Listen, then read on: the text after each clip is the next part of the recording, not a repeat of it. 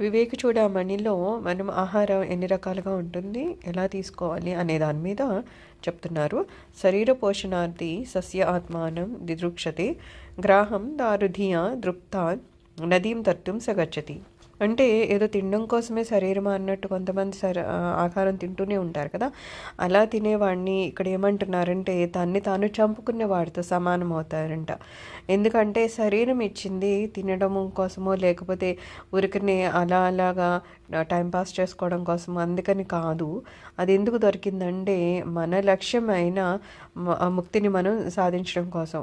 కానీ అలా కాదు అనుకొని ఏదో శరీరానికి ఏమేం కావాలో అవన్నీ సమకూర్చేస్తూ అలాగే ఏదో ఆహారం దానికి ఏం కావాలో అస్తమాటికి ఏదో ఒక రకమైన ఆహారం ఇస్తూ ఉంటే గనక అతన్ని ఏమంటున్నారు, తన్ని తాను చంపుకున్న వాడితో సమానం అంటున్నారు. ఇలాంటి వాడట ఏదో ఒక నదిలో వెళ్తూ ఉంటే అది కొయ్యబల్లేమో దాన్ని పట్టుకుంటే నేను అవతల ఒడ్డుకి వెళ్ళిపోతాను కదా అనుకుని దాన్ని పట్టుకుంటాడంట. తీరా చూస్తే అది ఒక మొసలు అవుతుందంట.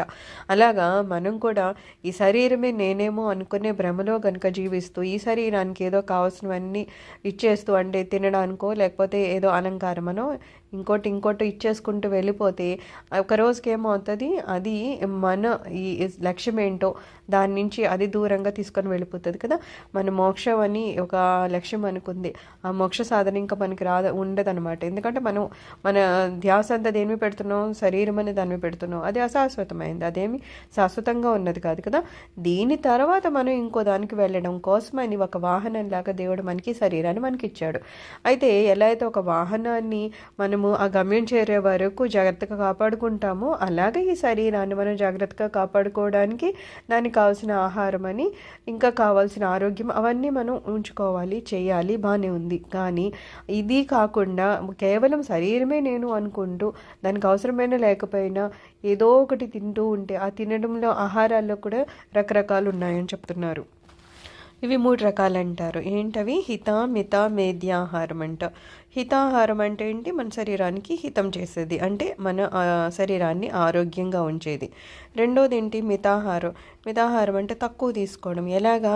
ఒకవేళ మన మనసుతో మన కడుపుని 4 భాగాలుగా అనుకుంటే అందులో 2 భాగాలేమో మనం ఆహారంతో నింపాలట, ఒక భాగమేమో నీటితో నింపాలట, ఒక భాగమేమో గాలి ప్రసారాలతో మనం విడిచిపెట్టాలట. ఇంకా మూడోది ఏంటి? మేధ్యాహారం. మేధ్య అంటే పరిశుద్ధమైంది, సాత్వికమైన ఆహారం అనమాట. ఎందుకు ఇలా తీసుకోవాలంటే మనం ఎలాంటి ఆహారం తింటామో అలాంటి దాని నుంచే మన మనసు ఏర్పడుతుందంట. అంటే మనం తిన్న ఆహారంలో కొంత ఆహారమేమో స్థూల భాగం అదేమో మూలంగా మారిపోతుంది, మధ్య భాగమేమో శరీరంలో మాంసంగా మారిపోతుంది, సూక్ష్మ భాగమేమో మనసుగా మారిపోతుంది. కాబట్టి ఏమంటున్నారు, ఎప్పుడు మనం సాత్వికమైన ఆహారాన్ని తీసుకోవాలట.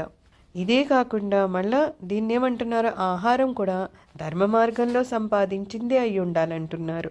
ఎందుకంటే అది మనం తిన్నప్పుడు అది అధర్మంగా సంపాదించిన సంపాదనలో ఇది మనం కనుక వండుకొని తింటే కనుక అది కూడా మన మనసును పాడు చేస్తుందంట. అందుకని ఏమంటున్నారు, సంపాదన కూడా ధర్మంగానే ఉండాలి. వండేటప్పుడు కానీ తినేటప్పుడు కానీ సంపాదించినప్పుడు కానీ అన్నీ మనం ధర్మబద్ధంగా ఉండాలి. ఇలాగా ఏ నియమాలు అవి చెప్తున్నారో అవన్నీ చేసుకుంటూ మనం తినాలట.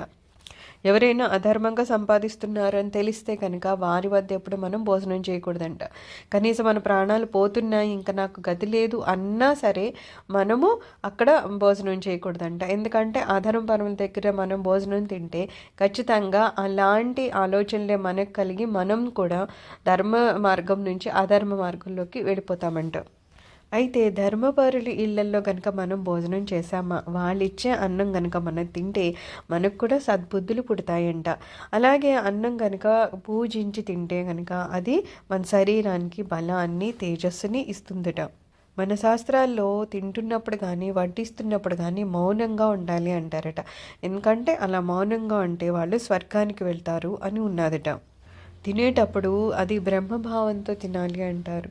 అన్నం పరబ్రహ్మస్వరూపం అంటాం కదా, అలాగా ఆ పరబ్రహ్మని మనం పూజిస్తున్నట్టు భావించి అది ఏం తీసుకుంటున్నామో అది కేవలము ఈ దేహ పోషణ కోసం మనం కొంత కావాలి కాబట్టి తీసుకుంటున్నాం తప్పితే ఏదో ఈ శరీరానికి ఒకటే తినడానికి ఏవో రకాలు ఇవ్వాలి కదా అన్నట్టు కాకుండా మనం తీసుకోవాలన్నమాట. ఎంత కావాలో ఆ రకంగా చూసుకొని తీసుకుంటే మనకి అన్నం ఎలా పనిచేస్తుందట, ఆత్మజ్ఞానం కోసం పనిచేస్తుందంట.